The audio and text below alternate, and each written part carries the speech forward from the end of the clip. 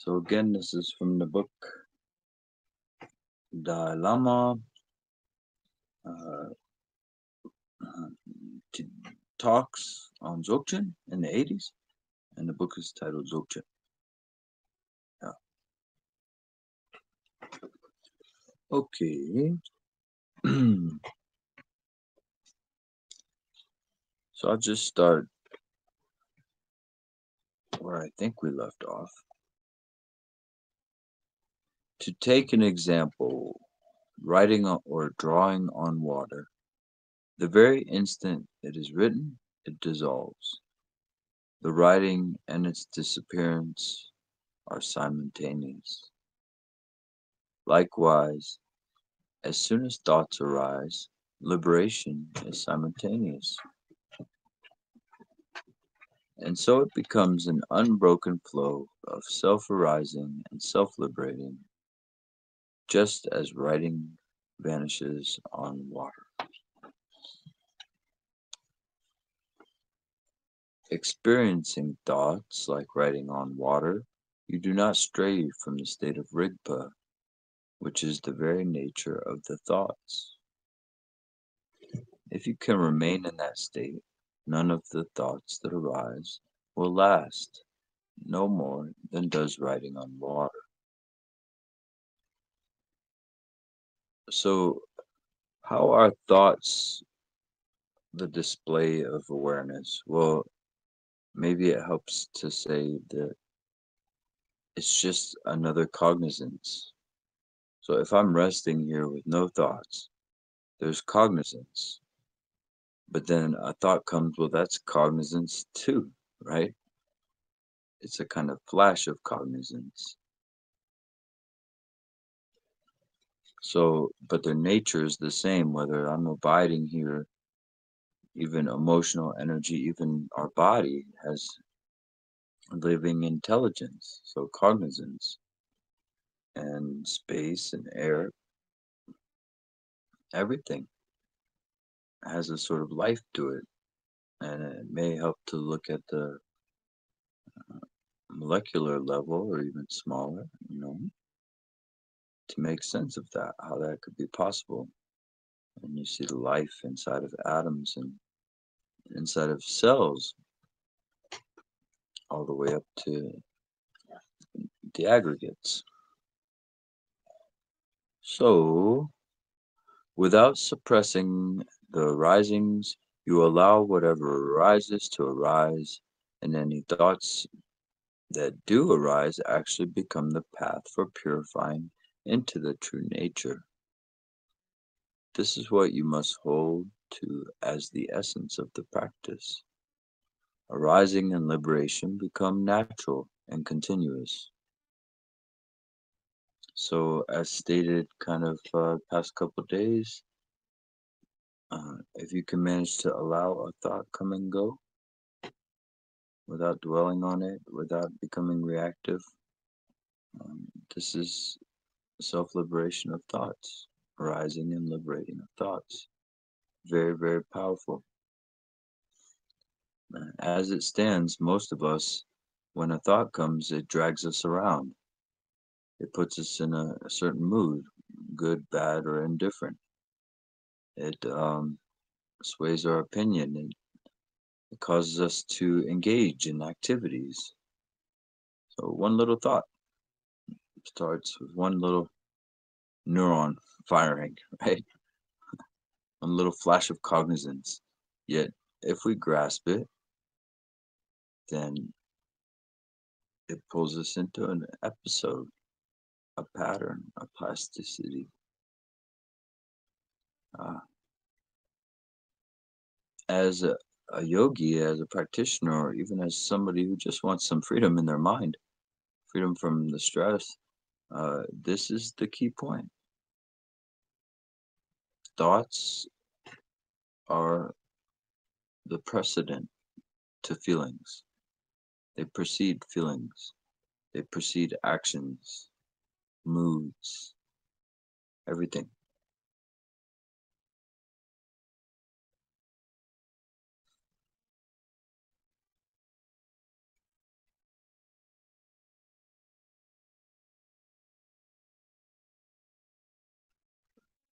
Okay. Since you remain within the experience of Rigpa, thoughts, which are self arising, are liberated within that space of Rigpa. If your practice goes well, any thoughts that arise are simply upheavals and tests of the energy of Rigpa, and so they serve as food, only nourishing and increasing your experience of the naked union of Rigpa and emptiness. This is the meaning of whatever arises is food for the bare Rigpa emptiness. See, I would much prefer the term empty cognizance here instead of Rigpa emptiness. That sounds to me a little bit silly. Maybe I'm being arrogant, but um, Rigpa emptiness. Okay. So just for the record, we can use empty cognizance there. The union of emptiness and cognizance. Uh,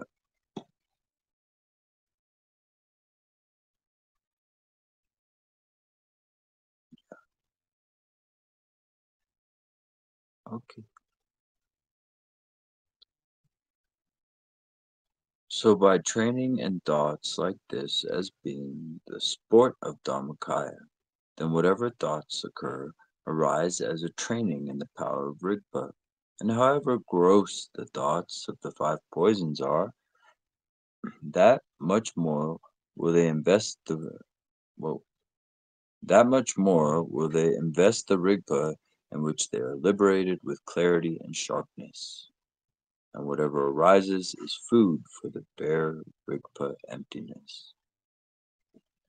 When any thoughts that stir all arise from the all penetrating true face of Rigpa itself as its own inner power, simply abide in this without accepting or rejecting. Then, at the very instant they arise, they are liberated, and they are never outside the flow of Dharmakaya.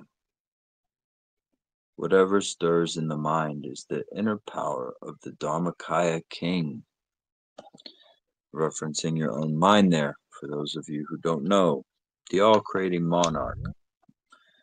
Recently, we discovered that the all creating monarch has also been translated as the all creating sovereign or the sovereign mother.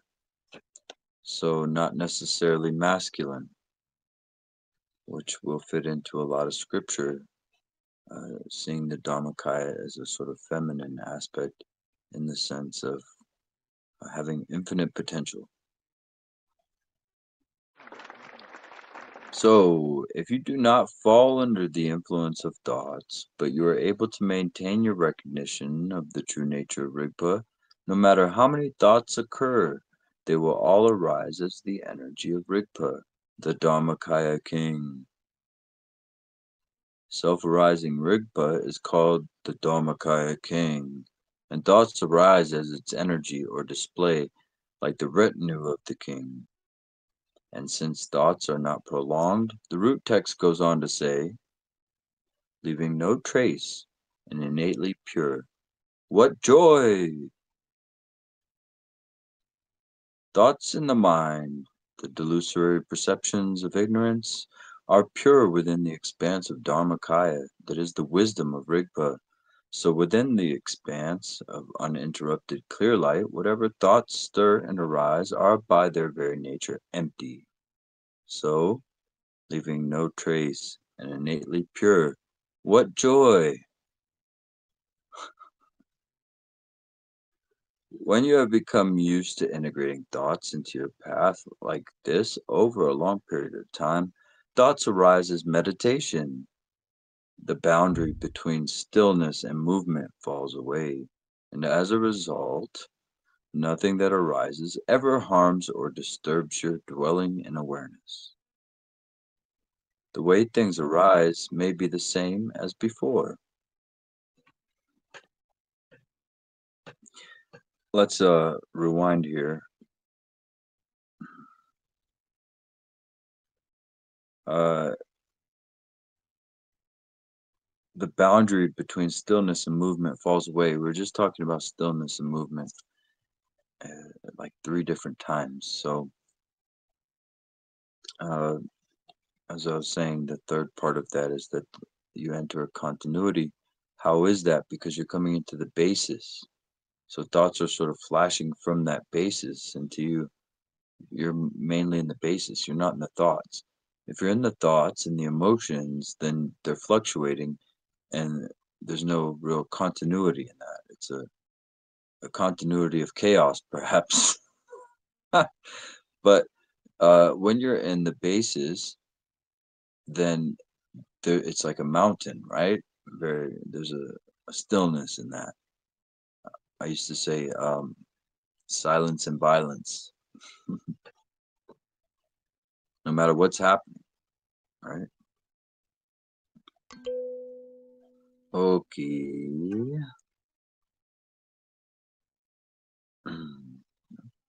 Pato Rinpoche is saying that when you have mastered such experience, thoughts will still arise in all their variety, as they did before, but there's a vital difference, the way they're liberated. So I also mentioned this before, it's on video. Um, you throw a ball up in the air, that ball has got momentum, okay? And so just because you recognize awareness doesn't mean that that momentum vanishes. So your patterning, your programming has to run its course. But like the Dalai Lama here is saying, um, the big difference is now you're not adding any momentum to the programming, to the patterns. And now you're actually resting in awareness where this stuff is being liberated. Big, big difference. So yes, you'll still have the thoughts, but now they're being any conditioned thoughts, any confusion is being liberated. Yeah. So at that juncture, the way the thoughts, the energy of Rigpa, arises joy and sorrow, hope and fear, may be similar as in an ordinary person.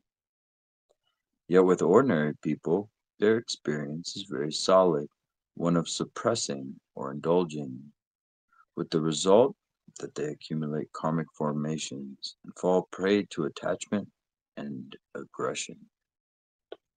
On the other hand, for Dzogchen Yogin, thoughts are liberated the moment they arise. At the beginning, arising thoughts are liberated upon being recognized, like meeting an old friend. In the middle, thoughts are liberated by themselves, like a snake uncoiling its own knots. At the end, arising thoughts are liberated within being of either benefit or harm, like a thief breaking into an empty house. So you could ask yourself here, where am I at in Dzogchen?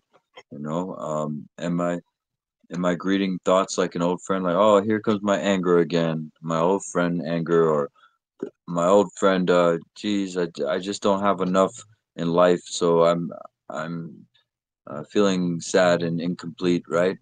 Um, yeah, hello, anger. Uh, Time to hang out with you all day. you know, so are you there, or are you to where your anger kicks in and your awareness is there the whole time, so it unties itself like a snake, where it doesn't really last as long as it used to? This time you're only angry for 1 day instead of 3 days, right?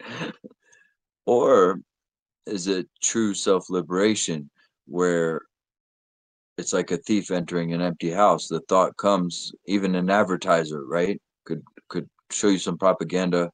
Even your loved ones could really test you. But they enter an empty house. You don't grasp at it. You don't proliferate, right? So this is you know, where you truly enter a profound freedom is when it's your choice. To me, that's when you obtain true free will. That's interesting, Yeshi. Yeah, we can all sort of see, and perhaps we have a little bit of all three actually. But it depends. We always do that little test where we think of vegetables. Well, those thoughts come and go rather quickly. But if we think of our parents, those may stay a little bit longer, right? So we have varying degrees of grasping at these things. Mm. Yeah, you may be more dynamic like that. Yeah, and I think if we look, all three are present. Mm. But I use those three quite a bit, and I love that we found one of the sources here. Jetson also saying, let me see. I said something in the first session about how we always feel we either benefit from thoughts or suffer from them. Oh yeah, that was just said too here, huh?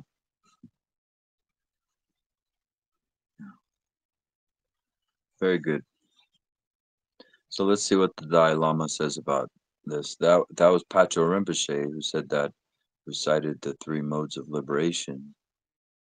So here Pacho Rinpoche is talking about the three modes of liberation. Sorry, I did not read that before I said it. I promise. I think it's so funny when that happens. I just said Petro Rinpoche is talking about the three modes of liberation. Okay. Sorry, I'm tripping. I know. I just trip out a little bit on that weird stuff. So here Petro Rinpoche is talking about the three modes of liberation, of which the third is considered the best. The self-liberating quality of thoughts here is compared to a thief entering an empty house. The house has nothing to lose, and the thief has nothing to gain. This seems to me to mean that when you maintain the face of Rigpa in itself, and you do not lose its natural state, thoughts can do no harm. They will arise, but they liberate themselves. And of the many ways in which liberation occurs, the final one that Pato Rinpoche discusses here is the most profound. He concludes, so, the Dzogchen Yogin possesses the vital point of the methods of liberation such as these. And so, but the difference lies in the way they are liberated. That's the key. That is why it is said to know how to meditate, but not know how to liberate. How does that differ from the meditation of the gods? They must have had quite a relationship with the gods. They're always dissing on the gods and how they meditate. It's like I haven't met many gods in my life, but I sure don't want to learn any meditation from them. Okay. They're constantly dissing on the gods. Like, you guys suck at meditation, stupid gods.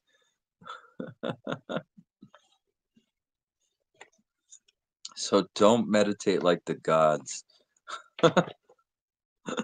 It's interesting because it also seems to be referencing the Sutrayana approaches. Okay.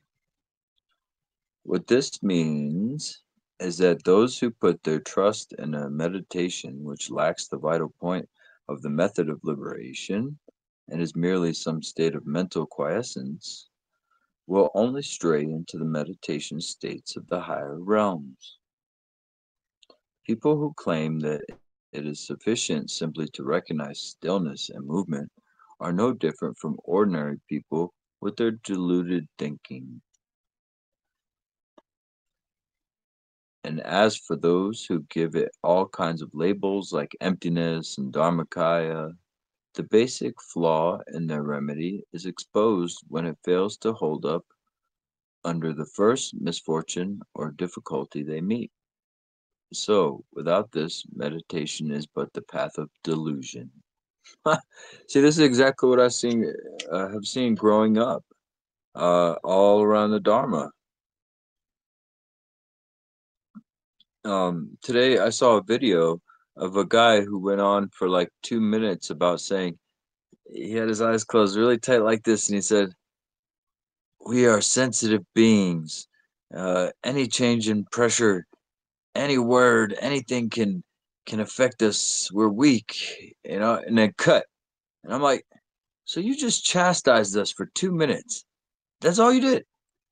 You didn't give us any remedy, any way to really solve anything.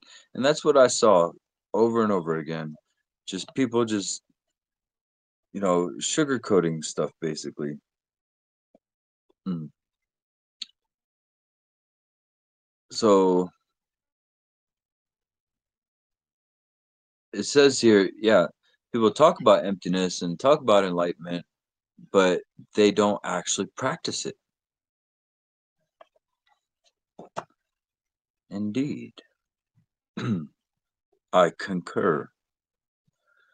So, liberation on arising, self liberation, naked liberation, whatever name you give it, this manner of liberation, where thoughts liberate themselves and are purified without a trace, is the same crucial point, which is actually to show the self liberation explicitly. It is the extraordinary specialty of the natural Dzogchen, and so if you possess this key point, then whatever negative emotions or thoughts arise simply turn into Dharmakaya. All delusory thoughts are purified as wisdom. All harmful circumstances arise as friends. Even my crippling depression. Hello, friend. Okay. Okay. All negative emotions become the path.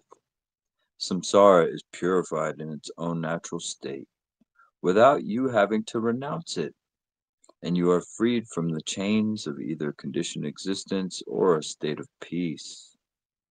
See, because peace can chain you as well. Mm.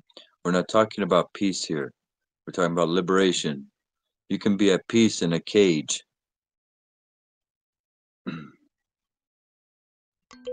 But here is something very crucial. Samsara is purified in its own natural place, the whole of it, all of it. Not just, oh, my thoughts are purified, oh, this, that. No, we're talking about everything is purified without you having to renounce it. That's why I don't encourage you to go, like, yes, she jokes around, like, Lama Dawai tells his students to masturbate.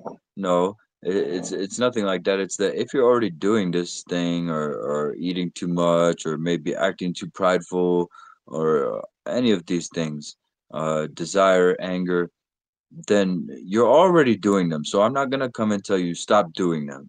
That's what everybody keeps telling you. And not only that, they're chastising you, saying, "Oh, look how angry you are. Look how desirous you are." And you're also chastising yourself. So my point is that this stuff will self-liberate within awareness. You don't have to renounce it. Seeing it is enough, and that's really where trust comes in.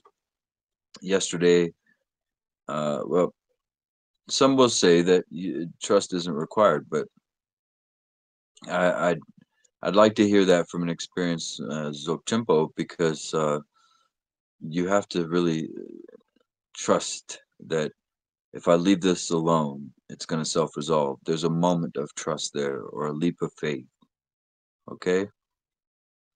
But you have to be certain about what awareness is. You can't just fake that. Let your pride down. Do the inquiry. Ask the questions. Keep validating. Release your own biases. Set the conditions right. If you didn't have an aha moment, if you're speaking from thoughts and you're not speaking from awareness, then check yourself and go. If you want freedom bad enough, go get the pointing out instructions again and again as much as you need. Okay? Some people think they got the pointing out instructions when they didn't, you know?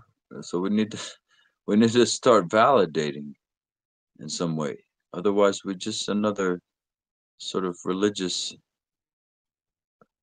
idiocracy. Okay. All right. I think I can stop there. Let's see. All harm, all harmful circumstance arise as friends. Let's try to keep that in mind. That's tricky, right? I know it is. So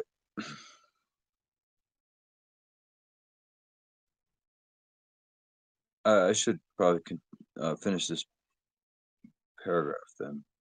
All negative emotions become the path. Samsara is purified in its own natural state without your having to renounce it, and you are freed from the chains of either conditioned existence or a state of peace. You have arrived at such a complete and final state. There is no effort, nothing to achieve, and nothing left to do. And with it, even without meditating, there's a state of Dharmakaya. All circles back to Kyle. Without meditating. There you go, Kyle. I knew the answer was resting in the book.